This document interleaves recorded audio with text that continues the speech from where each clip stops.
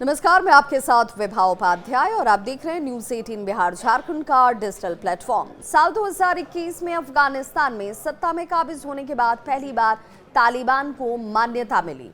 ऐसा करने वाला रूस अब पहला देश बन चुका है और ये कहा जा रहा है कि दुनिया के कई अन्य जो मुल्क हैं वो तालिबान पर मानवाधिकार के मामले में रिकॉर्ड को सुधारने का इंतजार कर रहे थे।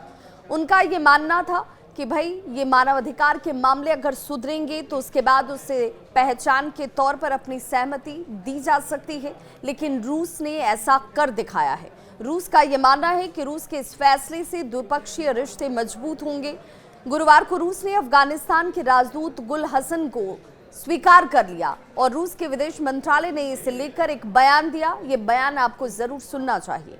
इस बयान में कहा गया कि हमारा ये मानना है कि अफगानिस्तान के इस्लामिक अमीरात की सरकार को आधिकारिक मान्यता देना अलग अलग क्षेत्रों में हमारे देश में द्विपक्षीय सहयोग को बढ़ावा देने के तौर पर देखा जाएगा।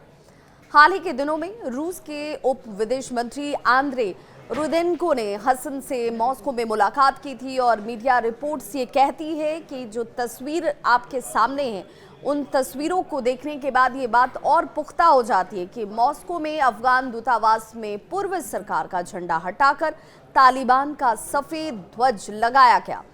तालिबान के अधिकारियों ने भी रूस के इस फैसले की सराहना की है और सराहना करने के साथ कहा गया कि इससे संबंध और प्रगाढ़ होंगे, मजबूत होंगे और ऐसे में हमारा अब द्विपक्षीय सहयोगात्मक रवैया आगे देखने को मिलेगा। तालिबान के कार्यकारी विदेश मंत्री आमिर खान मुत्तकी ने कहा कि हमारे रिश्तों के इतिहास में एक बड़ा मील का पत्थर ये साबित होने वाला है। अगस्त 2021 में काबुल में तालिबान के सत्ता संभालने के बाद से रूस ने अफगानिस्तान में अपना दूतावास खोल रखा था और ये माना जा रहा है कि रूस के इसी फैसले को देखते हुए दुनिया के जो तमाम दूसरे अन्य देश हैं उन्होंने भी अफगानिस्तान को लेकर अपने रुख में नरमी लाई है। हो सकता है संभवतः आने वाले वक्त में उनकी तरफ से भी मान्यता दे दी जाए। हालांकि किसी भी देश की तरफ से आधिकारिक तौर पर इस वक्त इस पर किसी तरह की कोई प्रतिक्रिया सामने नहीं आई है, लेकिन रूस ने मान्यता देने के साथ ये बात साफ कर दिया कि उससे इस बात से फर्क नहीं पड़ता कि दूसरे राष्ट्र क्या सोचते हैं।